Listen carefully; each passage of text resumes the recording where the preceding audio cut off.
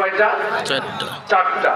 আল্লাহর প্রতি ঈমান, রাসূলের প্রতি ঈমান, সন্দেহ পোষণ না করা, পরকাল আছে না নাই, ফজিলত হবে কিনা, জান্নাত জাহান্নাম এর ব্যবস্থাপনা আল্লাহ তাআলা করেছেন কিনা, যিনি প্রকৃত অর্থে মুমিন হবেন এরকম কোনো সন্দেহ পোষণ করার সুযোগ নেই।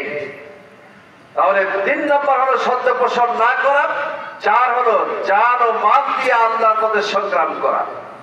এখন যদি আমরা পর্যালোচনা করি, আল্লাহর প্রতি ঈমান এনেছেন, সে কারণে নামাজ পড়েন, রমজান মাসে রোজা রাখেন, তাসবিহ তাহলিল করেন, কোরআন তেলাওয়াত করেন, হজ্জের মৌসুমে হজ করেন, আলহামদুলিল্লাহ আপনি 100 মার্ক পাইলেন। রাসূলের প্রতি ঈমান এনেছেন, দাড়ি টুপি জুব্বা, যদিও এগুলো কি আল্লাহ রাসূলের দেয়া সুন্নাত, কিন্তু এর থেকে বড় সুন্নাত রয়েছে। ধরে নিলাম রাসূলের আমরা কিছু সুন্নাত, কিছু তরিকা পালন করছি, আলহামদুলিল্লাহ আপনি এখানে 100 নম্বর পাইলেন। কত হলো? 200। কত হলো? 200।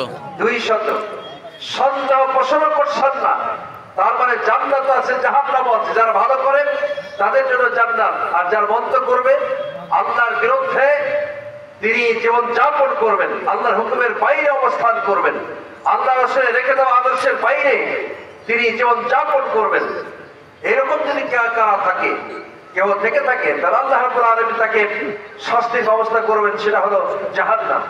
এরকম সন্দেহ পোষণ করেন না। আলহামদুলিল্লাহ ধরে নিলাম যে কারো আপনি 100 মার্ক পাইলেন।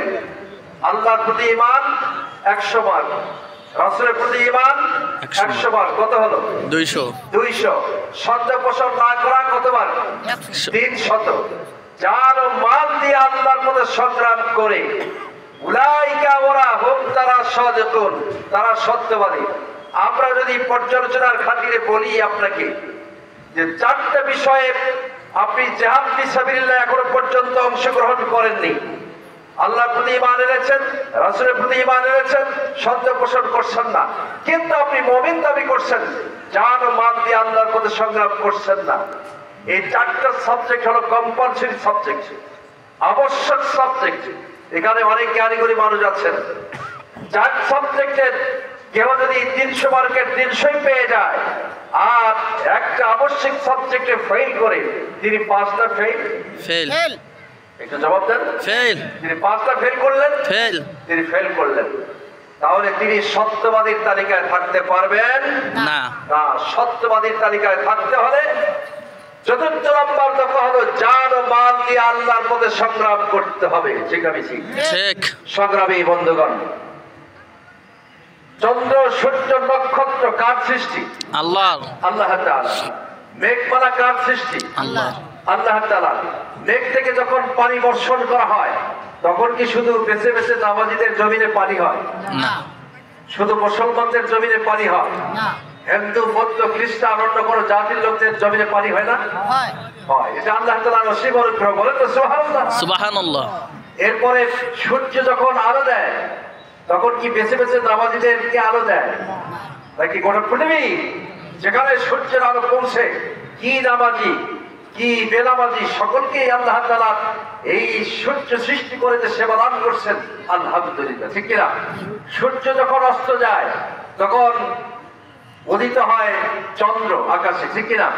আকাশে যখন চন্দ্র উদিত হয়, তখন গোটা পৃথিবীকে আলোকিত করে, আলো দেওয়ার ব্যবস্থা করে, কি নামাজি কি বেনামাজি, কি মুসলমান কি অমুসলমান সকলকে। ঠিক না? ঠিক। চন্দ্র যখন অস্তমিত হয়, এরপরে থাকে তারকারাজি। এই তারকারাজি গোটা পৃথিবীকে আলোকিত করে। সংগ্রামী বন্ধুগণ, চন্দ্র সূর্য নক্ষত্র দিয়ে মহান আল্লাহ তাআলা তার বান্দাদেরকে সেবাদানের ব্যবস্থা করেছেন। মেঘমালা দিয়ে বৃষ্টি বর্ষণ করে জমিনের উর্বর শক্তি বাড়িয়েছেন। আপনি আম গাছ, লিচু গাছ, কাঁঠাল গাছ লাগান, যে ফল দেবে, অন্য অমুসলমান ভাইও যদি তিনি এই সকল গাছ লাগান, তিনিও তেমন ফল পাবেন। এই অনুগ্রহ কার? আল্লাহর। জবাব দেন, এই অনুগ্রহ কার? আল্লাহর। আল্লাহ তাআলা। সেই মহান আল্লাহ তাআলা বান্দাদের জন্য কোরআন পাঠিয়েছেন। এই কোরআন মানো, কোরআন বুঝো, কোরআন অনুযায়ী ব্যক্তিগত জীবন, পারিবারিক জীবন, সামাজিক জীবন এবং রাষ্ট্রীয় জীবন, এই 4টি জীবনকে সামনে রেখে কোরআন সুন্নাহর আলোকে কোন ব্যক্তি যদি জীবন যাপন করতে পারে, তাহলে মহান আল্লাহ তাআলা চন্দ্র সূর্য নক্ষত্র সৃষ্টি করে গোটা পৃথিবীর লোকদেরকে যে সেবাদানের ব্যবস্থা করেছেন, মেঘমালা বর্ষণ করে আল্লাহ তাআলা সেবাদানের ব্যবস্থা করেছেন, গাছপালা বৃক্ষলতা ফলমূল দিয়ে বান্দাকে পরিপুষ্ট করবার ব্যবস্থা করেছেন, আর সেই মহান আল্লাহ তাআলার পক্ষ থেকে কোরআন এসেছে। এই কোরআন কারিমের শাসন ব্যবস্থা যদি আজকে আমাদের সমাজে এবং রাষ্ট্রে কায়েম হতো, যেভাবে করে অন্য সৃষ্টি আল্লাহ তাআলার পক্ষ থেকে সেবাদানের ব্যবস্থা করা হয়েছে, আজও সম্ভব আমাদের সমাজ এবং রাষ্ট্র ব্যবস্থা একটা আলোর মুখ দেখাতে। আলোর মুখ দেখতে পাচ্ছি না কেন? সন্ত্রাস কেন? দাঙ্গা হাঙ্গামা কেন? চুরি ডাকাতি কেন? চাঁদাবাজি কেন? টেন্ডারবাজি কেন? দখলদারিত্ব কেন? মুসলমানে মারামারি কেন? এর পিছনে কারণ হলো কোরআন না মানা। বুঝে আসে না? কি না মানা? কোরআন না মানা। কোরআন না মানা। আজকে কোরআন কারিমের শাসন ব্যবস্থা সমগ্র বাংলাদেশের মুসলমানেরা ঐক্যবদ্ধ হয়ে কোরআন কারিমের শাসন ব্যবস্থা কায়েমের আন্দোলন করত। চোরেরা চুরি করতে পারত না, ডাকাতিরা ডাকাত করতে পারত না, সন্ত্রাসীরা সন্ত্রাসের রাজত্ব কায়েম করতে পারত না, যারা অপরাজনীতির পরিবেশ তৈরি করেছে তারা অপরাজনীতি করতে পারত না বাংলাদেশে। ঠিক আছে, ঠিক। শুধুই মাত্র মহাগ্রন্থ আল কোরআন দিয়ে রাষ্ট্র ব্যবস্থা চলছে না, মহাগ্রন্থ আল কোরআন দিয়ে বিচার ব্যবস্থা চলছে না, মহাগ্রন্থ আল কোরআন দিয়ে আজকে মুসলমানেরা আমরা যে সকল আয়াতে কারিমা দিয়ে নামাজ পড়ি, ওই সকল আয়াতে কারিমা যদি পার্লামেন্টে আইন পাস করা হতো, তাহলে ঠিকই আমাদের সমাজ ব্যবস্থা একটি সুন্দর সমাজ ব্যবস্থা হতো। আন্তর্জাতিক দুনিয়ার পক্ষ থেকে একটি রোল মডেল হিসাবে বাংলাদেশকে দাঁড় করানো সম্ভব হতো। কিন্তু দুঃখজনক, বাংলাদেশের 90% মুসলমানের দেশে আজকে রোজা ফরজ হিসাবে চালু নাই। কথা বুঝে আসছে না? হয়তো আপনি মুরব্বী মানুষ প্রশ্ন করতে পারেন, ফরজ হিসাবে তো চালু আছে বিধায় আমরা তো ফরজ রমজান মাসে রোজা রাখি। কিন্তু আমরা বলবো, যারা রোজা রাখে না, যার উপরে ফরজ, তিনি রোজা রাখছেন না, তার ব্যাপারে রাষ্ট্র কি ভূমিকা নিয়েছে? প্রশ্ন করলাম, কি ভূমিকা? 7 বছর বয়স হলে আপনার সন্তানকে নামাজ পড়ার জন্য অর্ডার করা হয়েছে, তারপর 7 বছর বয়স হলেই নামাজ ফরজ হয়ে যায়। আপনার ভাই, আপনার সন্তান যার বয়স 20 বছর, 25 বছর, 30 বছর মসজিদের দুয়ারে আসে না, নামাজ পড়ে না, রাষ্ট্র কোরআনের আইন চালু না থাকার কারণে তার বিরুদ্ধে কি ভূমিকা রেখেছে? কথা বোঝা যায়? চোরেরা যদি চুরি করে, রাষ্ট্র তার ব্যাপারে কি ভূমিকা রেখেছে? কোরআন সুন্নাহর আলোকে যদি আমাদের সমাজ ব্যবস্থা চলত, তাহলে চোরদের অপরাধ অনুযায়ী শাস্তির ব্যবস্থা করা হতো। ঠিক আছে, ঠিক। যেভাবে বিচারই আমাদের সমাজে চলছে, যেভাবে বিচারই বট্টচোর অপরাধী হিসাবে চিহ্নিত হলে তাকে ধর্ষণের দায়ে মামলা খেটে হয়তো 5 বছর পরে আবার বেরিয়ে আসবে। কিন্তু বিবাহিত পুরুষ আর বিবাহিত নারী যদি জেনা করে, তাহলে আল্লাহ তাআলা নির্দেশ হলো গলা থেকে ফুটের সঙ্গে সার করা। বলুন, এই কালীগঞ্জ বাজারে একটা এলাকার পুরুষের এবং নারীর যদি বিচার হতে এইরকম, এই এলাকায় কোনো যুবক জেনা করার সাহস পাইত না? তাহলে আপনারা কি চান কোরআন কারিমের শাসন ব্যবস্থা কায়েম হোক? আপনারা সকলে চান? আল্লাহ তাআলা আপনাদের সকলকে কবুল করুন, বলেন আমিন। আমিন। আমি আসলে মূল বক্তাকে রেখে আমার বক্তৃতা লম্বা হয়ে গেছে, আমি আর বাড়াতে চাই না। আমি আহ্বান জানাতে চাই, বাংলাদেশের প্রত্যন্ত অঞ্চলের এই কালীগঞ্জ এলাকা, অল্প দূরেই কিন্তু ভারত। এই বাংলাদেশের আমরা বলবো এই এলাকার অনেক অনেক হাফিজুল কোরআন রয়েছে, অনেক আলেম ওলামার বাস। আপনারা ধর্মপরায়ণ, আপনাদের দিন অত্যন্ত নরম, তা না হলে আজকে তাকে প্রধান অতিথি বানিয়েছেন। আমি ধন্যবাদ জানাচ্ছি আপনাদেরকে, একজন আলেম মানুষকে প্রধান অতিথি বানিয়েছেন। এটি যদি 5 তারিখের আগে হতো, তাহলে এতক্ষণে আমাদের আবু বকর সিদ্দিক ভাই, মাননীয় চেয়ারম্যান মহোদয় সাবেক, উনিও ঠেকাতে পারতেন না। থানা থেকে প্রশাসন এসে বলতেন যে অধ্যক্ষ সাহেব, আপনাকে আর বক্তব্য দিতে হবে না, চলেন এখন আপনি রাষ্ট্রের অতিথি। কথা বলেন। 5 তারিখের পরে মহা আল্লাহ রাব্বুল আলামিন বাংলাদেশের জন্য দ্বিতীয়বার স্বাধীনতার সুখ ভোগ করবার পরিবেশ তৈরি করে দিয়েছেন। এটাকে ধরে রাখতে হবে। আমাদের দেশের সোনা ছেলেরা অক্লান্ত পরিশ্রম করে প্রায় 2000 ছাত্র জনতা বাংলাদেশের রক্ত পিচ্ছিল পথকে রঞ্জিত করেছে। আবারও যদি কোনো চাঁদাবাজ, আবারও যদি কোনো সন্ত্রাসী, আবারও কোনো যদি দখলদারিত্ব বাংলাদেশের জমিনে ক্ষমতা বসাতে যায়, তাহলে 2000 ছাত্রের রক্তে আমরা বেইমানি করবো, ঠিক না বেশি? এই জন্য দ্বিতীয়বার বাংলাদেশ স্বাধীন করা হয় নাই। সংগ্রামী জনতা, এই বাংলাদেশের প্রত্যন্ত অঞ্চল কালীগঞ্জ থেকে আওয়াজ তুলতে হবে। আগামী দিনের এই আওয়াজ হতে হবে, আল্লাহর আইন চাই, সৎলোকের শাসন চাই। সৎলোকের শাসন প্রতিষ্ঠিত হলে কোন অফিসার দুর্নীতি করতে পারবে না, ঘুষখোরেরা ঘুষ খেতে পারবে না, ঠিক না ঠিক? এইরকম একটি সোনালী যুগ আসুক, আপনারা কি চান? হযরত ওমর খলিফা হলেন। খলিফা হওয়ার পরে তিনি প্রজাদের কি অবস্থা আছে, তিনি রাজপথে দিয়ে হেঁটে হেঁটে যাচ্ছেন। হঠাৎ করে তার কানে আওয়াজ আসলো, বুড়িমা বেটিকে বলছে যে, বেটি তুমি দুধে পানি মিশাও, তাহলে একটু লাভ বেশি পাওয়া যাবে, অর্থ বেশি পাওয়া যাবে। তার কন্যা সন্তান বলছে, মা তোমার এই অন্যায় প্রস্তাব আমি গ্রহণ করতে পারলাম না, কেননা হযরত ওমরের শাসন চলছে। সুবহানাল্লাহ বলেন।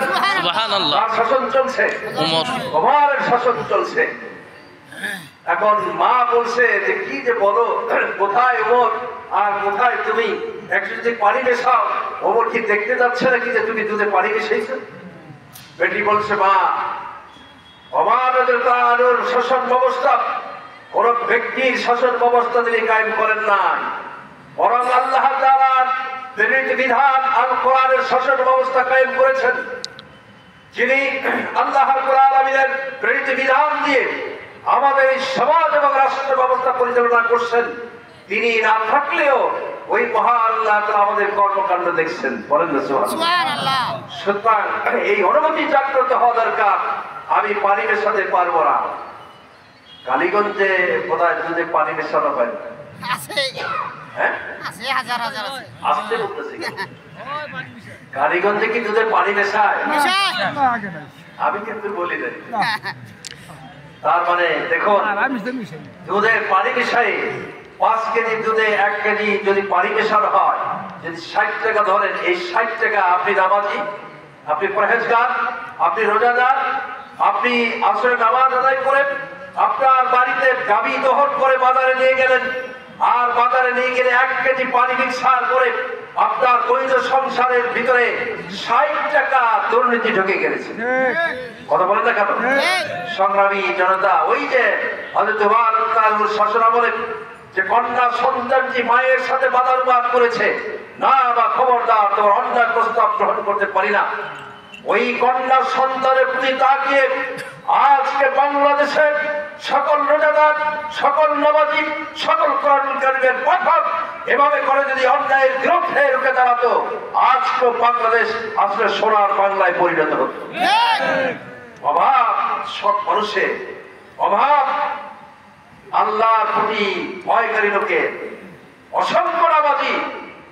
আপনি নামাজ পড়েছেন, কোরআন নিয়ে যখন আপনি আইন কাটতে গেলেন, আল্লাহ ছাড়া আর কেহ নাই, ঠিক না ঠিক?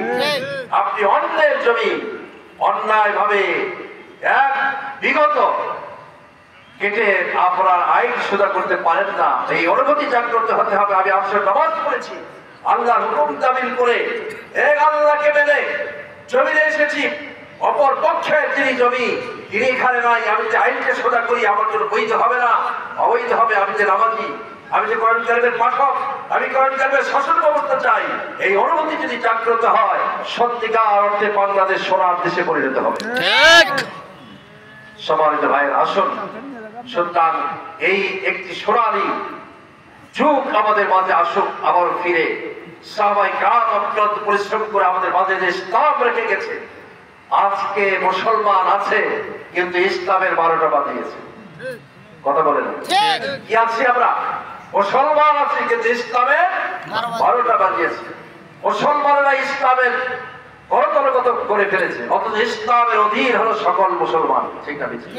যতক্ষণ পর্যন্ত এই অনুমতি জাগ্রত হবে না, ততক্ষণ পর্যন্ত বাংলাদেশের সুখ শান্তি প্রতিষ্ঠিত হতে পারে না। আসুন, আল্লাহ রাব্বুল আলামিন 2 দিন ব্যাপী এই প্রত্যন্ত অঞ্চলে আপনারা যে সুন্দর ব্যবস্থাপনা করে আয়োজন করেছেন, পরিশেষে আরেকটি কথা বলবো, যাতে করে শরীয়ত লঙ্ঘন করে কোনো কাজ করা না হয়।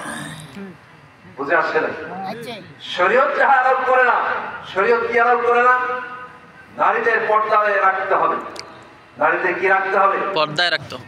আমাদের এই মা বোনেরা তো এখানে এসেছে, একটু জবাবদার থাকো।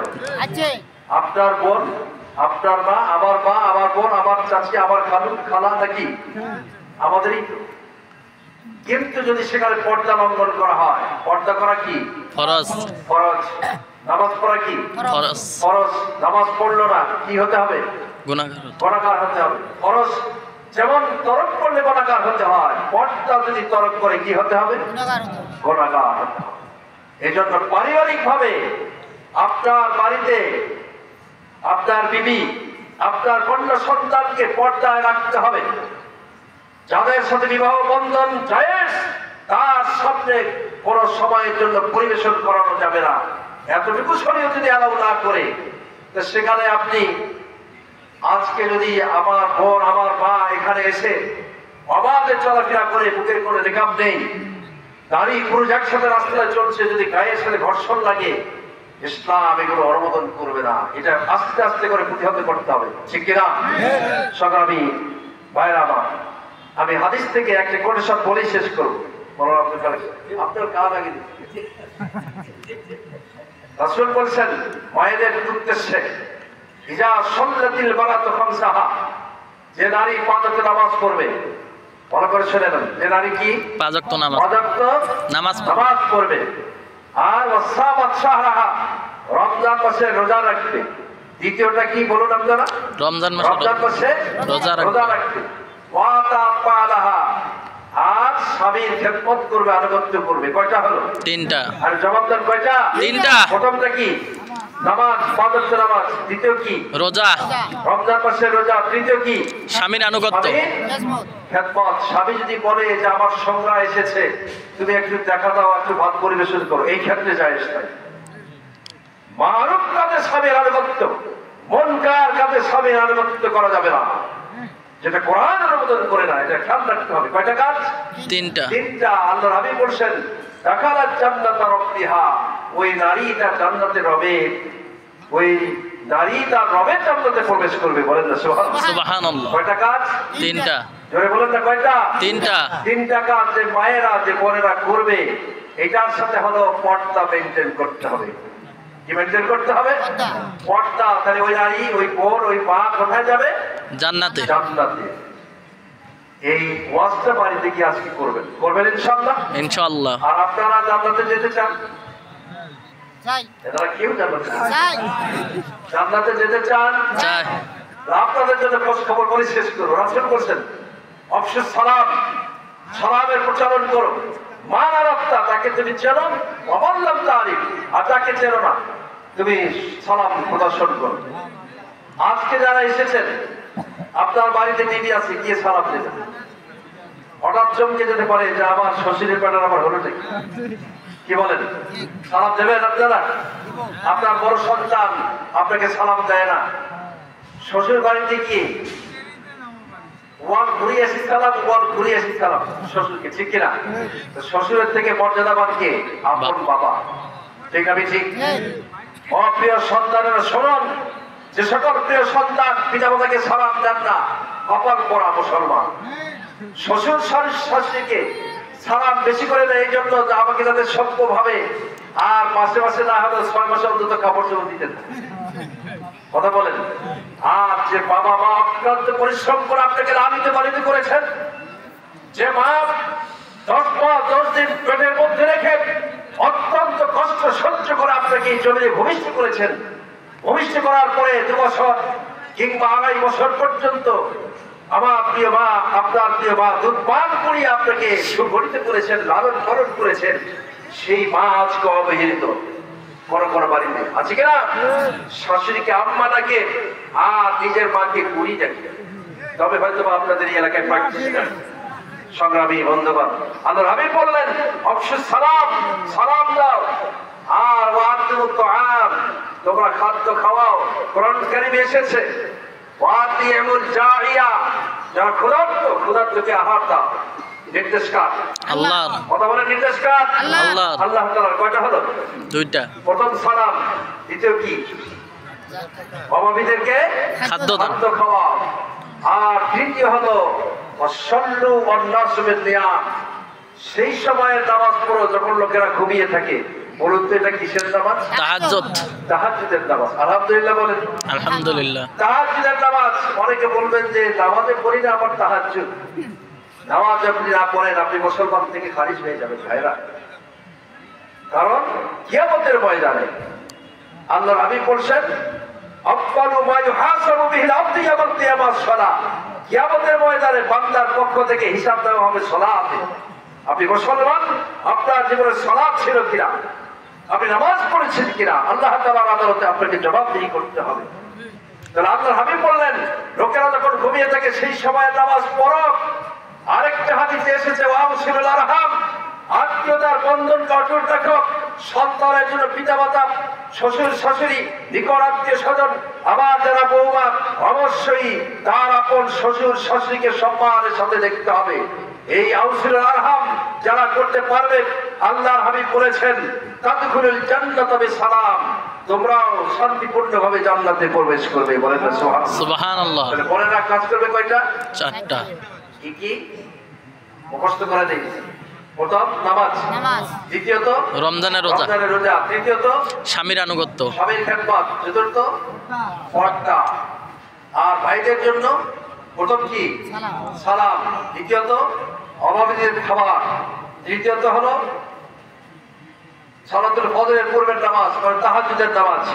চতুর্থ হলো আত্মীয়তার বন্ধন অটুট রাখতে হবে।